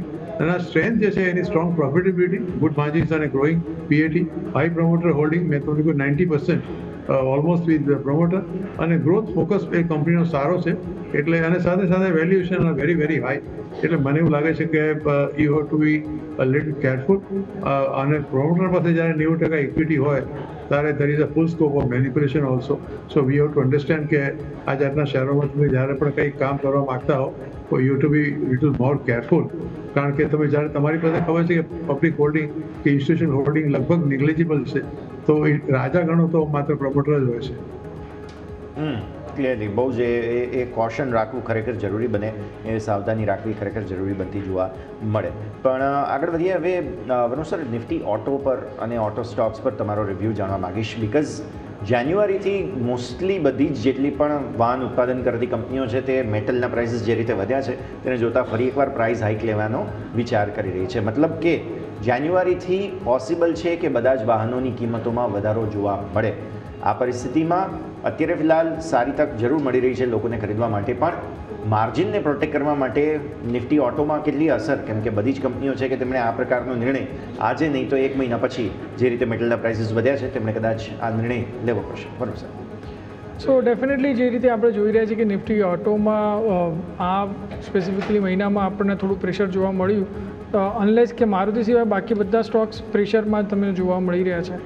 અને આ મહિનો કમ્પેર ટુ લાસ્ટ 3-4 મંથ્સ કે જ્યારે આપણે ઓગસ્ટમાં પ્રધાનમંત્રીએ જીએસટી રેટ ઘટાડવાની વાત કરી હતી એના પછી જે રેલી આવી હતી એનો એક કન્સોલિડેશન કે ટાઈમ કરેક્શન મોડમાં દેખાઈ રહ્યું છે. બટ અગેન આમાં હું જ કહીશ કે એક ફ્રિક્શન છે. જો તમે જોશો તો આ વિધિન દેટ આ પીરિયડ કે આ મહિનામાં મારુતિએ એક્સ્ટ્રાઓર્ડિનરી સારું પરફોર્મ કર્યું છે, જબકે મહિન્દ્રા એટલું સારું પરફોર્મ નથી કર્યું. દેર આર 2-3 રીઝન બેઝિકલી મને એવું લાગી રહ્યું છે. સૌથી પહેલું તો એ કે મારુતિનું જે નવું લોન્ચિંગ હતું વિક્ટોરિયા છે એ બહુ સારું સક્સેસફુલ થઈ રહ્યું છે. અગેન એ M&Mને સીધી ટક્કર આપી રહ્યું છે. ટાટા મોટરની સિયારા, આઈ થિંક મેં સરખી રીતે એને ઉચ્ચારણ કરતો હોઉં તો સિયારા એ લોન્ચ થઈ અને એનું પણ એડોપ્શન બહુ સારું આવ્યું, બુકિંગ સારા મળ્યા. તો M&Mને ડેફિનેટલી એનાથી ટક્કર મળી રહી છે, જેમકે મારુતિ અને ટાટા એ બંને સેગમેન્ટમાં એનું માર્કેટ શેર હોય કે ગ્રોથ બંનેને ડેન્ટ કરી રહ્યા છે. તો આ જ કારણે જેથી કરીને આપણે જો જોઈશું તો નિફ્ટી ઓટોમાં એક થોડું કન્સોલિડેશન જોવા મળ્યું. જે રીતે તમે પ્રાઇસ હાઇકની વાત કરી છે તો એ અનઇવિટેબલ છે, બિકોઝ એઝ ઓફ નાવ જે રીતે કોમોડિટીના પ્રાઇસ વધી રહ્યા છે એ રીતે જોતાં ડેફિનેટલી ઓટો કંપનીઓએ પ્રાઇસ હાઇક ડિક્લેર કરવા પડશે. અને જે રીતે પણ મોમેન્ટમ બિલ્ડ થયું છે ખાસ કરીને જે ન્યૂ લોન્ચીસ છે એની અરાઉન્ડ મને નથી લાગતું કે એમાં કોઈ મોટો ડેન્ટ થાય. તો over the period of time મને એવું લાગે છે કે મારુતિ ડેફિનેટલી સારું પરફોર્મ કરશે. M&M આઈ થિંક બહુ સારું પરફોર્મ નહીં કરી શકે. અને આ જ કારણ છે મને એવું લાગે છે કે અંદર ટોપ ડાઉન અપ્રોચ કરતાં બોટમ અપ અપ્રોચ રાખીને આપણે સિલેક્ટિવ પ્લેયર્સ ઉપર જરૂરથી દાવ લગાવી શકીએ છીએ નિફ્ટી ઓટોમાં. સો આ છે નિફ્ટી ઓટોની વાત. જે રીતે મેટલના પ્રાઇસીસ વધવાના છે, વધી રહ્યા છે, ઇનફેક્ટ એમ કહેવું જોઈએ તેની અસર આવશે. કોલ ઇન્ડિયા મેજર સર, આજે ન્યૂઝ જગદીશ સર આપણને જોવા મળેલા છે અને બે નવી સબસિડિયરી એમની જે છે, નવી તો ના કહેવું જોઈએ બટ એમની સબસિડિયરી છે તેને લિસ્ટ કરવા માટેની મંજૂરી બોર્ડ દ્વારા આપી દેવામાં આવી છે. તો આ ઐતિહાસિક નિર્ણય કહેવાય, કેમ કે કોલ ઇન્ડિયા આપણે જાણીએ છીએ કયા પ્રકારનો સ્ટોક છે, બધાના પોર્ટફોલિયોમાં હોય છે અને હવે આટલો મોટો નિર્ણય બોર્ડ દ્વારા લેવામાં આવ્યો. તમારો શું રિવ્યૂ છે આ સમગ્ર પરિસ્થિતિ પર? આપણે જાણીએ છીએ કોલ ઇન્ડિયાનો અત્યારે એક તો લેટેસ્ટ જે ન્યૂઝ જે કંપનીના તમે અત્યારે કહ્યું તે પ્રમાણે જે બે નવી જે કંપનીઓ જે છે એને લિસ્ટિંગ માટે એટલે સબસિડરી તો ચોક્કસ એ લોકોને ગણી શકાય. કારણ કે BCCLનો IPO કદાચ હવે પરિવાર આવશે થોડા વખતમાં અને definitely listing is going to be there. અને હાયર લેવલ જે આ કોલ પ્રોડક્શન જે કંપનીને જે અત્યારે કરવું છે અને એનો આપણે જાણીએ છીએ કે એનો જે ભાવ વધ્યો છે એનું ઓનલી કારણ ઇઝ MCL અને SCCLને કારણે જ છે. ઘણા વખતથી આ વસ્તુ પેન્ડિંગ હતી, એટલે that is one good reason. અને મને લાગે છે કે આ પર્ટિક્યુલર શેર કેટલાય વખતથી 400 રૂપિયાની આસપાસથી એમાં ગુંથાયા કરતો હતો. આ એક બહુ it was a pending issue so far as the company is concern.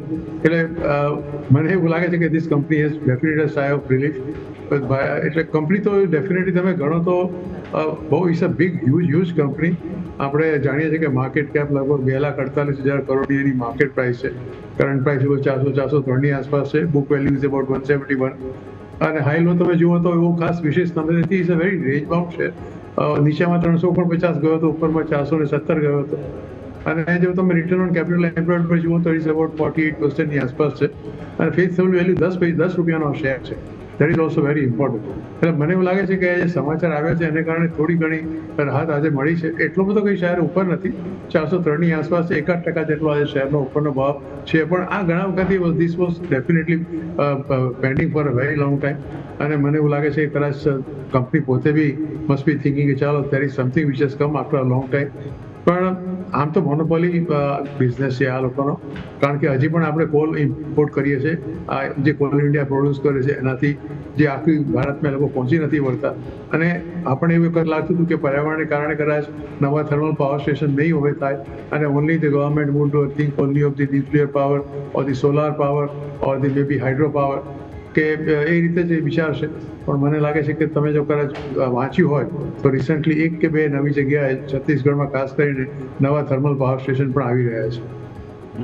Clearly એટલે હવે આવી જે નવી એન્ટિટી માટેની મંજૂરી મળી તેની પણ અસર જરૂરથી આવતી જોવા મળી શકે તેમ છે. પણ આવો આગળ વધીએ અન્ય કાઉન્ટર્સ પર બેઝિકલી નજર કરીએ કે જ્યાં તમને આજે ખાસું એવું એક્શન બનતું જોવા મળી રહ્યું છે. જેમાં લાર્જ કેપ્સમાંથી ડેફિનેટલી આપણે એક વખત ડિસ્કસ કરવો જોઈએ અહીંયાથી અપોલો હોસ્પિટલ ધીરે પણ મક્કમ ગતિએ વરુણસર આગળ વધેલો છે આ સ્ટોક. અપોલો હોસ્પિટલ આજે પણ ફરી એકવાર 7200 ઉપર નીકળ્યો હતો. નો ડાઉટ ક્લોઝિંગ નથી મળી રહ્યું, પણ 7000 ઉપર સતત બીજો દિવસ આમ તો જોવા જાવ તો થશે 7050 ઉપરથી સપોર્ટ લઈને ત્યાંથી આગળ વધ્યો છે સ્ટોક. કઈ રીતે જોઈએ સર? તો ડેફિનેટલી મને લાગે છે યશભાઈ આ બહુ સારું એક મોમેન્ટમ છે. જે રીતે ડીમર્જરના ન્યૂઝ આવ્યા છે એના કારણે વેલ્યુ અનલોકિંગ થવાના ચાન્સીસ વધી ગયા છે. તો આ રીતે જોતાં એપોલો હોસ્પિટલ ઉપર જરૂરથી આપણી નજર રહેશે. બટ એઝ ઓફ નાઉ ચાર્ટના સ્ટ્રક્ચર ઉપર જુઓ તો એમે 2050નું જે નેગેટિવ ક્રોસઓવર થયું હતું એટ ધ પ્રાઇસ ઓફ 7600, ત્યાર પછી આપણે સતત એના નીચે જ ક્લોઝિંગ જોયા છે. બટ આજે સિગ્નિફિકન્ટલી એમે 20 ઉપર એને વોલ્યુમ સાથે ક્લોઝિંગ આપ્યું છે. તો નેક્સ્ટ મારા હિસાબથી હર્ડલ છે 7325. એ જ્યાં સુધી ક્રોસ નથી થતો ત્યાં સુધી ડેફિનેટલી આપણે એને વેટ એન્ડ વોચ લિસ્ટમાં રાખવું જોઈએ. 7325 ઉપર ક્લોઝ આપે છે તો ડેફિનેટલી બાય કરવું જોઈએ. 7000 6900નો એસએલ રાખવો જોઈએ. ઉપરમાં મને લાગે છે એકવાર માટે 8000નું લેવલ આવી શકે છે આવનારા 1 થી 2 મહિનાની અંદર. ઓકે, એક મોટા સમાચાર અત્યારે પેલા રિલાયન્સ માટે સામે આવી રહ્યા છે. 1 મહિનાનું એક્સટેન્શન અમેરિકા તરફથી મળ્યું છે. તેઓ રોઝનેફ્ટ એટલે કે જે રશિયાની રિફાઇનરી છે, કંપની છે, તેની પાસેથી 1 મહિનો હજુ પણ તેઓ ઓઇલ ખરીદી શકશે તેવા પ્રકારનો એક સંકેત મળી રહ્યો છે. સ્ટોકમાં આમ જોવા જાવ તો કંઈ ખાસ પોઝિટિવ રિએક્શન નથી, પણ રશિયન ક્રૂડ વધુ 1 મહિનો તેઓ ખરીદી શકશે. મતલબ વધુ 1 મહિનો જગદીશર કદાચ એવો પોતાના માર્જિનને વધારે સારી રીતે પ્રોટેક્ટ મે બી કરી શકશે Reliance. જગદીશર, the merger agreement between the Reliance Industries and Russia state જે Rosneft છે, it's a long term contract, Yashbhai, with an option to extend the deal for another 10 years beyond this initial term of the 10 years. આ એક બહુ મોટી deal હતી. એટલે initial duration જે આ કંપનીએ કર્યું હતું ઇટ ઇઝ એગ્રીમેન્ટ ફોર 10 વર્ષ અને સપ્લાયઝ ટુ બિગિનિંગ ફ્રોમ જાન્યુઆરી. અને એક્સટેન્શન ઓપ્શન બી આ પર્ટિક્યુલર કંપનીમાં આપવામાં આવ્યું હતું. અને contract can be extended for the another 10 years also. Rosneft is set to supply nearly about 5 lakh barrels per day of the crude, which is almost about 25 million tons a year. And the current price is the deal is valued approximately at $13 billion annually. The current status જે આપણે જાણીએ છીએ કે October 2025માં આ જાતની જે થઈ હતી આ એક એ એટલે રિલાયન્સે બિકોઝ ઓફ ધી ધમકી આપી પહેલાં એમને ટ્રમ્પ સાહેબે કે તમે આ અમેરિકાથી રશિયાથી ઓઇલ ઇમ્પોર્ટ કરવાનું બંધ કરો, otherwise will put a sanctions on you. એટલે ઓક્ટોબર 2050થી એક ઇન્ડિકેટ હતા કે રિલાયન્સ જેને હોલ્ડ કર્યો હતો લોંગ ટર્મ ડીલ માટે, હવે this particular deal I think with Rosneft will definitely will be come to the rescue. અને જે વેસ્ટર્ન સેન્કશનનો એક મોટો ભય હતો એ for the time being definitely ટળી જશે. પણ હવે વી હેવ ટુ સી કે how this Reliance is negotiating this kind of a situation. પણ અત્યારે તો એક થોડું એક્સટેન્શન ભલે એને મળ્યું, પણ I think this is a very big deal. મેં તમને કહ્યું તે પ્રમાણે Rosneft is to supply about 5 lakh barrels per day. BPD જેને કહીએ છીએ એટલે about 25 million tons over a year. It's a big deal. અને કંઈક વચમાં કંઈક અડચણ આવી હશે, પણ I think this period is for the initial period of 10 years and then extendable for 10 years. એટલે કે 20 વર્ષ સુધી Russia is one of the major suppliers of crude in the world. એટલે રિલાયન્સ માટે તો I am sure is going to be a win win situation. અને એકવાર તમે આ જાતનો કોન્ટ્રાક્ટ કરો, કારણ કે જે સેન્કશન્સ ટ્રમ્પ સાહેબે જે છેલ્લે આ જ્યારે મંત્રણા ભાંગી પડી બિટવીન યુક્રેન અને રશિયા વચ્ચે જે ટ્રમ્પ સાહેબે 9 મુદ્દાનો પોતાનો કાર્યક્રમ આપ્યો હતો અને એમાં એ લોકો અગ્રી ન થયા, એટલે part of the retaliation Trump સાહેબે જે 2 ઓઇલ કંપની અમેરિકા રશિયાની, એમાં one of this company was Rosneft, એના પર એને સેન્કશન્સ મૂકી હતી. Then India was also imported in to that કે you will not import from Rosneft, અને એ વખતે ઓક્ટોબરમાં કોન્ટ્રાક્ટ થયો હતો. એટલે શક્ય છે કે કદાચ કોઈને કોઈ કારણસર આ પેલો કોન્ટ્રાક્ટ લંબાયો હોય, પણ આઈ થિંક આજે ને કાલે things will be in good thing. I think it's going to be a good big boom so far the Reliance concern. બિલકુલ, તો આ સંકેત રિલાયન્સ માટે બની રહ્યું છે, એક મોટા સંકેત, મોટા સમાચાર રિલાયન્સ માટે સામે આવતા જોવા મળી રહ્યા છે. પણ જગદીશ સર, આ સાથે સમય થઈ ગયો છે રજા લેવાનો. આપણે જેટલી ચર્ચા કરીએ આપના સ્ટાન્ડર્ડ ડિસ્ક્લોઝર્સ. ઘણા શેરોની આમ તો ચર્ચા કરી છે. એમાં કોલ ઇન્ડિયા એક મારા પોર્ટફોલિયોમાં છે, Reliance also is that my portfolio. એ સિવાય જે બાકીના શેરોની ચર્ચા કરી છે એ મારા પોતાના અંગત પોર્ટફોલિયોમાં નથી, પણ અમારે ભલામણમાં કે અમારા વર્તુળોમાં કે એમાં કોઈમાં કોઈ કદાચ હોઈ શકે, પણ હંમેશા શેર બજારમાં રોકાણ કરો તો તમારા નાણાકીય સલાહકારને જ અનુસરજો. જે ઓપિનિયન આપણી ચેનલ પર મેં આપ્યું છે, મારો અંગત અભિપ્રાય છે. And thank you very much Yash for inviting to the show, and to you and your co-host, Merry Christmas, best wishes for the Christmas, and also to all the you viewers of your channel. મને લગભગ હવે એક સમાચાર પણ મળતા રહે છે કે you are becoming now extremely popular in the field of this stock market, and best wishes to you for the 2026. Thank you sir. પહેલાં તો તમને પણ ક્રિસમસની ખૂબ ખૂબ શુભકામનાઓ, and thank you for the greetings as well. Thank you so much સમય ફાળવવા માટે. Thank you sir. તો ભારતીય માર્કેટ્સ પર એક વખત ફરીથી નજર કરી લઈએ. બેઝિકલી અત્યારે ફિલહાલ રેન્જને અંદર જ કામ છે, પણ મને અગેન આંખમાં ખૂંચી રહ્યો છે તે છે વોલ્ટિલિટી ઇન્ડેક્સ 9.19 પર. નો ડાઉટ આજનો લો તમારો 8.88નો બનેલો છે, જે ઓલ ટાઈમ લો છે, પણ આ તમારું રેકોર્ડ ક્લોઝિંગ બની રહ્યું છે. આ લેવલ પર ક્યારેય વોલ્ટિલિટી ઇન્ડેક્સમાં બંધ આવ્યો નથી, અને આજે મળવા જઈ રહ્યો છે, જે મને કદાચ એવું ગમી નથી રહ્યું. આટલું બધું ખરાબ વોલ્ટિલિટી ઇન્ડેક્સ, ખરાબ કરતાં એમ કહેવું છે કે આટલો ઓછો વોલ્ટિલિટી ઇન્ડેક્સ હો, ખબર નહીં. ઓકે, આગળ વધીએ, અન્ય સ્ટોક્સ પર ચર્ચા કરી લઈશું.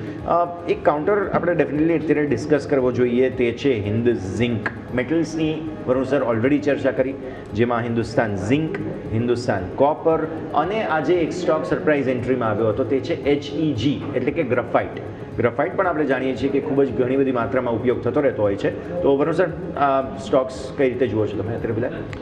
સો જે રીતે કોમોડિટી માર્કેટમાં તેજી થઈ રહી છે, જેટલી દિવસે નથી થતી એટલી રાતે થાય છે, જેટલી રાતે નથી થતી એટલી બીજા દિવસે થાય છે. સોના ચાંદીના ભાવ બીજું કશું વધે ના વધે, બટ સોનું ચાંદી વધ જ કરે છે. અને બિકોઝ ઓફ દેટ રીઝન તમે જુઓ તો આપણે હિન્દુસ્તાન ઝિંકમાં આટલી સારો મોટો બુલરન જોયો, બિકોઝ સિલ્વર માઇનિંગમાં ઇન્ડિયામાં એનો નંબર 1 છે, અને બિકોઝ ઓફ દેટ રીઝન જો તમે જુઓ તો જે મોમેન્ટમ આવ્યું છે એના કારણે જ છે.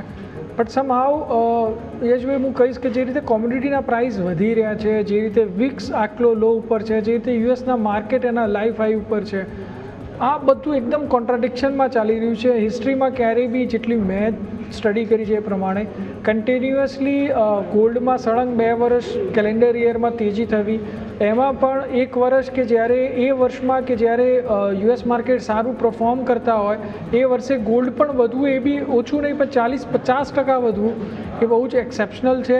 અને આ વસ્તુઓ ઇન્ડિકેટ કરી રહી છે કે માર્કેટ ક્યાંક ગેપ કરી રહ્યું છે. બેમાંથી કોઈ એક, કાં તો પ્રિસિયસ મેટલમાં કાં તો પછી સ્ટોક માર્કેટમાં, બંનેમાંથી એક મોટો કડાકો 2026માં ડ્યુ છે. હવે શેમાં આવે છે એ હાલ પૂરતું પ્રિડિક્ટ કરવું અઘરું છે, બટ એઝ ઓફ નાઉ મને એવું લાગી રહ્યું છે કે પ્રિસિયસ મેટલના ઘટવાના ચાન્સીસ વધારે છે. તો જે કોમોડિટી ટ્રેડર છે એ બી બિલકુલ સાવધાન રહે, બિકોઝ આ કોમોડિટી સ્ટોક છે. એટલા માટે જ હું કહીશ કે અહીંયાથી જેટલા બી લોકો એને ઓન કરી રહ્યા છે એમાં સ્ટેગર મેનરમાં પ્રોફિટ બુક કરે, અને બાકીની જે પોઝિશન છે એને 600 રૂપિયાના એસએલની સાથે હોલ્ડ કરે, ટ્રેલ કરે. જેમ જેમ 10 રૂપિયા કે 20 રૂપિયા ઉપર જાય એમ તમારો એસએલ ટ્રેલ કરતા જાઓ. નવી પોઝિશન આ પ્રાઇસ ઉપર મારા હિસાબથી બિલકુલ બનાવાય નહીં. નવી પોઝિશન તો નહીં, પણ જેમની પાસે છે તેમણે સ્ટોપ લોસને ટ્રેલ કરવાનું રહેશે. મતલબ જેમ જેમ શેર વધુ ઉપર જાય છે તેમ તેમ તમે તમારા સ્ટોપ લોસને પણ ઉપર લાવો, જેથી તમે ગમે ત્યારે કદાચ કોઈ ઘટાડો આવે તો તમારા પ્રોફિટને એટલીસ્ટ પ્રોટેક્ટ કરી શકો. પણ સરસ સાથે સર જે તમે સમજાવી રહ્યા હતા કે અચાનક કોઈ ઘટાડો આવી શકે, વિક્સની પણ આપણે ગણતરીને એ બધું આ જ કંઈક સમજી રહ્યા છીએ, પણ હજુ એક પ્રોબ્લેમ છે અને તે છે બોન્ડ માર્કેટ. આપણું પોતાનું આરબીઆઈ જે છે તે પોતે જબરદસ્ત પૈસા અત્યારે ફિલહાલ બોન્ડમાં ઠાલવી રહ્યા છે અને લિક્વિડિટી તમે જુઓ સતત ઇન્ફ્યુઝ કરવાની કોશિશ થઈ રહી છે. આવી પરિસ્થિતિમાં આપણે ત્યાં અને ઇનફેક્ટ ઇન્ડિયન બોન્ડ માર્કેટને છે ને તે આમ પ્રીમેચ્યોર જ ગણવામાં આવતું હતું હજુ, પણ હવે જે રીતે વિદેશી હુંડિયામણ આવી રહ્યું છે, તમને ખ્યાલ હશે વચ્ચે વિદેશી રોકાણ પણ બોન્ડ માર્કેટમાં ઘણું આવશે તેવા અમુક રિપોર્ટ્સ હતા અને પછી ધીરે ધીરે સ્કેટેડ મેનરમાં આવ્યું અને એવી રીતે આરબીઆઈ પણ ખાસ્સા એવા પૈસા અહીંયાથી ઠાલવી રહ્યું છે.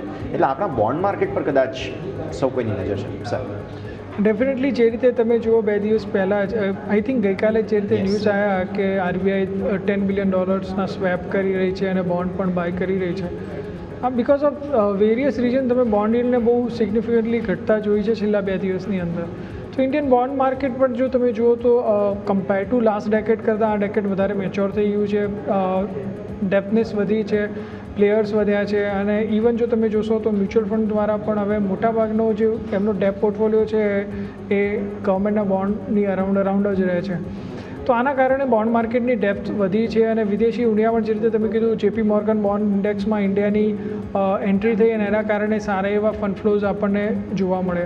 અગેન ફરી પાછી આપણી ક્રેડિટ જે રેટ છે એની ઘટવાની સાયકલ શરૂ થઈ રહી છે, ઇન્ટરેસ્ટ રેટ ઘટવાની સાયકલ શરૂ થઈ રહી છે. તો એવામાં પણ આપણે જોઈ રહ્યા છીએ કે જ્યારે આ સાયકલ શરૂ થતી હોય છે ત્યારે બોન્ડ માર્કેટમાં સારા એવા ફંડ્સ આવતા હોય છે. સો એઝ ઓફ નાવ મને એવું લાગે છે કે ડેફિનેટલી બોન્ડ માર્કેટ સારા એવા પ્લેસ ઉપર છે અને અહીંયાથી જે રીતે મારી એક્સપેક્ટેશન છે કે 2026માં આરબીઆઈ દ્વારા કમસે કમ 2 થી 3 રેટ કટ કરવામાં આવશે. એ રીતે જોતાં જો તમે બોન્ડ બી હોલ્ડ કરો છો તો આવનારા 1 વર્ષની અંદર તમને કેપિટલ ગેઇન બોન્ડમાંથી પણ થવાના ચાન્સીસ સારા એવા છે. ક્લિયર. સો આ બોન્ડ માર્કેટની પણ આપણે અહીંયાથી સાથે સાથે વાત કરી કે જે આપણા અત્યારે ફિલહાલ સારું એવું એક્શન બનતું જોવા મળી રહ્યું છે. આજે સર NBFC શેર્સમાં સારી તેજી જોવા મળી છે. મનપ્પુરમ ફિનાન્સ આ ઓબ્વિયસલી ગોલ્ડ રિલેટેડ એક્શન પણ છે, મનપ્પુરમ, મુરુગપ્પા બધા ગ્રુપની અંદર, પણ આ સિવાય પણ તમે જુઓ ને તો તમને જોવા મળશે એક IIFL ફિનાન્સ છે, સારી તેજી અત્યારે છેલ્લે પણ ઇનફેક્ટ સારી તેજી જોવા મળી રહી છે. પછી PNB હાઉસિંગ તમે જુઓ, બધા જ NBFCsમાં બેઝિકલી કંઈક ને કંઈક તો એક્શન બનતું જોવા મળી રહ્યું છે. સર કોઈ ઓબ્ઝર્વેશન્સ, કેમ કે ફિન નિફ્ટીએ કમ્પેરેટિવલી નિફ્ટીની સામે વર્ષ 2025માં એવા કંઈ ખાસ રિટર્ન્સ નથી આવ્યા. સો યશભાઈ, મને એવું લાગી રહ્યું છે કે જે રીતે શ્રીરામની ડીલ થઈ એના પછી બધી જ વસ્તુઓ ચેન્જ થઈ ગઈ છે. જે રીતે તમે જોશો શ્રીરામની ડીલ બાદ દરેક NBFCsના વેલ્યુએશનમાં સિગ્નિફિકન્ટલી સુધારો થઈ રહ્યો છે અને જે તમે નામ કયા એ રીતે PNB હાઉસિંગ કહો કે કેનરા બેંકનું જે સબસિડરી છે કેનફિન હોમ્સ, એ બધા એક જ લોઅર પ્રાઇસ બેન્ડમાં ઓફર થઈ રહ્યા છે. એક ઇન્ટરેસ્ટિંગ નામ જે રીતે તમે કહ્યું IIFLનું, તો હું આજે ચાર્ટ ઉપર જે જોઈ રહ્યો છું તો ઓલમોસ્ટ એનો જે ગેપ હતી એ ફીલ કરી છે. પાસમાં જ્યારે આરબીઆઈ એના પર બેન્ડ કર્યું તો એના પહેલાંના જે લેવલ છે એ ઓલરેડી અચીવ થઈ ગયા છે. તો અહીંયાથી મને એવું લાગે છે કે IIFL વેલ પ્લેસ છે. બાકીના બધામાં ઓલમોસ્ટ સારો એવો સ્મૂથ રન આવી ચૂક્યો છે. IIFLમાં અહીંયા ફર્ધર બીજા મૂવ આવવાની શક્યતાઓ છે. તો એ રીતે જોતાં ડેફિનેટલી IIFL ને તમે પોર્ટફોલિયોમાં એડ કરી શકો છો. 550નો SL રહેશે. ઉપરમાં સૌથી મોટું ઓર્ડર 625 આજુબાજુ છે, ક્રોસ કરશે તો 700-750ના લેવલ આવનારા 1 થી 2 મહિનામાં આવે એવું લાગે છે. ઓકે, તો આ વ્યૂ આપણને અહીંયાથી ખાસ બનતો જોવા મળી રહ્યું છે. મુથુટ ફિનાન્સ માટે થઈને નજર રાખવાની રહેશે. પણ વરુ સર, આ સાથે જ સમયથી ગયું છે રજા લેવાનું. આપણે જેટલી ચર્ચા કરી આપના સ્ટાન્ડર્ડ ડિસ્ક્લોઝર્સ. સો યશભાઈ, ઘણા બધા સેક્ટર અને સ્ટોક્સ ઉપર આપણી ચર્ચા થઈ છે કે મારી અને મારા પરિવારની એમાં કોઈ સીધી પોઝિશન નથી. હા, મેં મારા ક્લાયન્ટ કે એસોસિએટને કન્સલ્ટ કર્યા હોઈ શકે છે. મને આ શોમાં બોલાવવા બદલ આપનો ખૂબ ખૂબ આભાર. થેન્ક યુ સર, ખૂબ ખૂબ આભાર આપનો પણ સમય ફાળવીને અમારી સાથે જોડાવા માટે અને આ સમગ્ર ચર્ચામાં ભાગ લેવા માટે. અને આપને પણ વીકેન્ડ જે છે તેની શુભકામનાઓ. માર્કેટ્સ પણ નજર કરી લઈએ.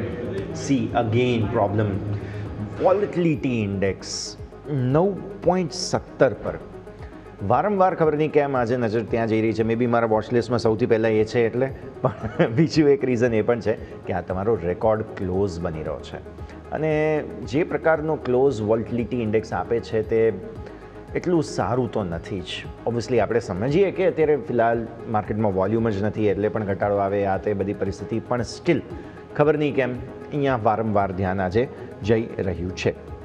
નિફ્ટીનો ક્લોઝ એક વખત ફટાફટ જોઈ લઈએ આપણે. 26,123ના લો બન્યા.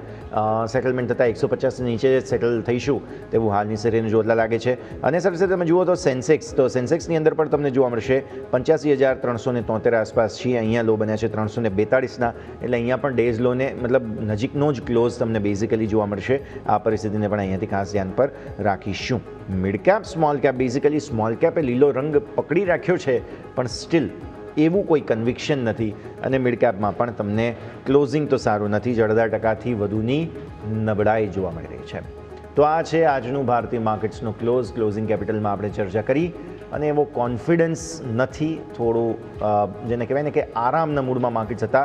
આવતીકાલે માર્કેટ્સ બનશે, પછી ફરી એકવાર આપણે શુક્રવારે મળીશું, ત્યારે ફરી એકવાર મિડ વીકેન્ડની વાઇબ્સ આપણને બીજી વખત એન્જોય કરવા મળશે શુક્રવારે, ત્યારે પછી આપણે તેના પર ચર્ચા કરીશું. પણ આ સાથે જ આજના ક્લોઝિંગ કેપિટલમાં હાલ બસ આટલું જ. મને યશના આપશો રજા. આગળના અપડેટ્સ માટે આપ જોતા રહો ન્યૂઝ કેપિટલ માર્કેટ.